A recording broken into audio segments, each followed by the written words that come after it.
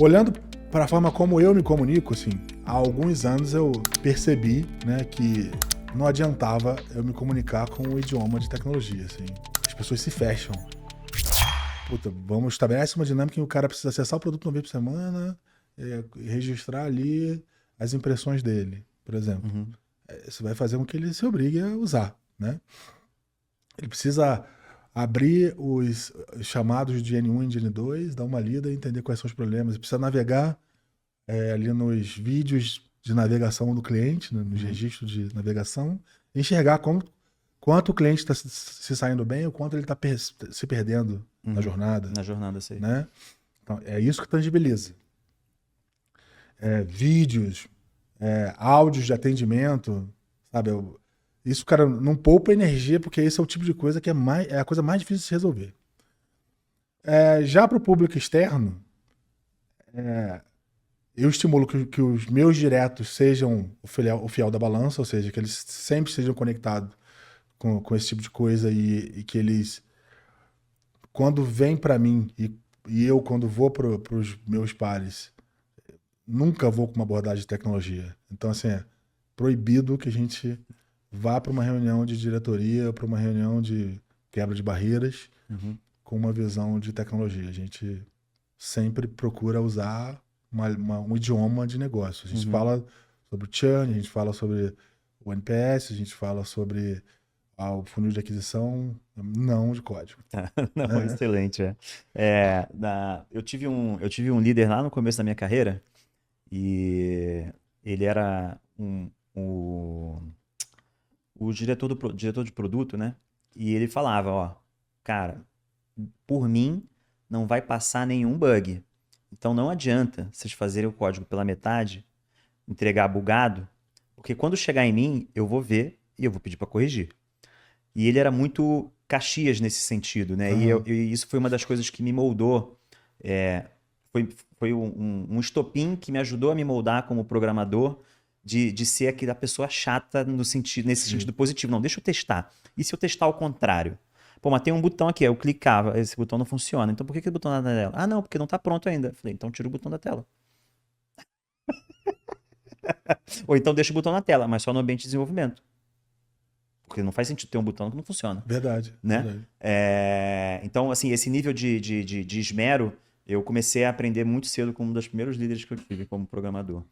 Uma coisa que a gente... que é uma instituição, é o que a gente chama de prática, mentalidade de confiabilidade. Que acontece muito isso, né? Do desenvolvedor pensar numa funcionalidade e ele considerar, sei lá, que você vai ter ali um botão e que você só vai clicar 2 vezes naquele botão. Se o cara clicar, sei lá, N vezes por segundo, é impossível que alguém fazer aquilo, não é problema estourar um erro. Não, cara, você tem que... Se o botão aguenta quantas vezes por segundo?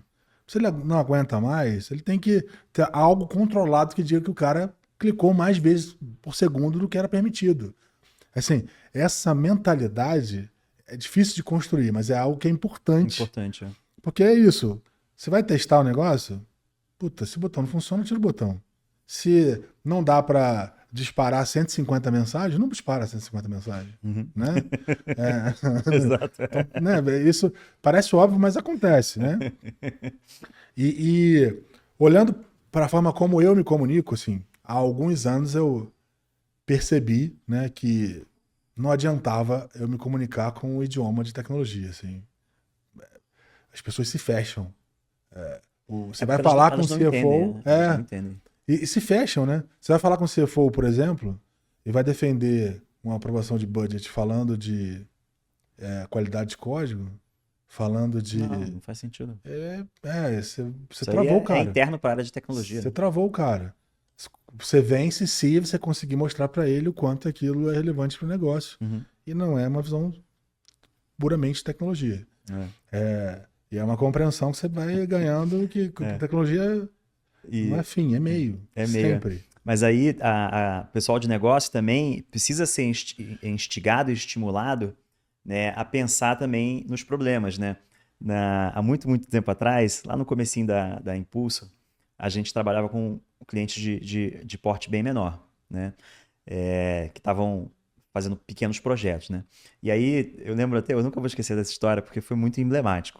O cara chegou assim e falou, não, aí ele clicou aqui e pagou. Aí eu, tá, mas pagou por onde?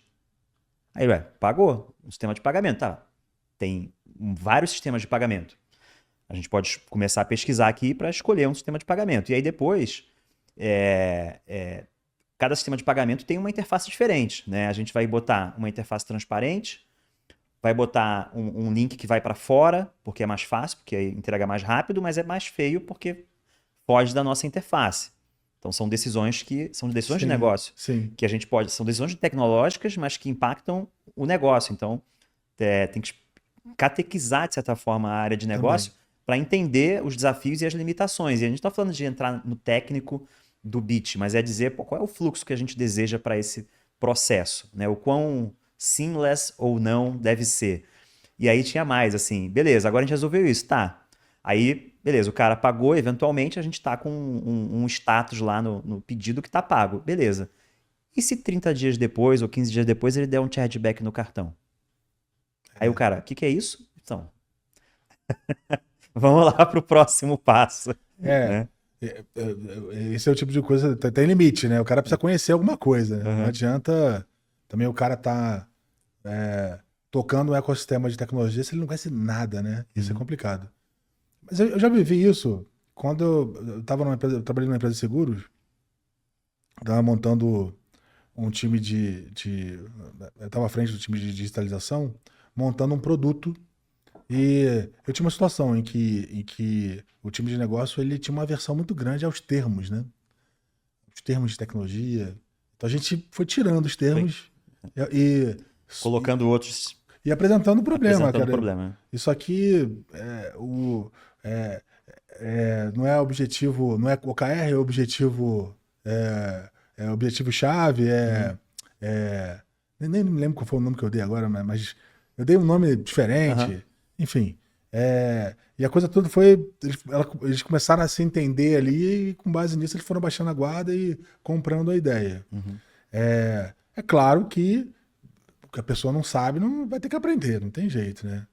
Saber o que é o chargeback do cartão, vai ter que entender o que é um wireframe que é diferente, né? Que, Uhum. puta, se clicar aqui vai ser uma outra coisa, ou vai abrir numa tela diferente. Vai ter que saber que isso vai acontecer, né? Sim, sim.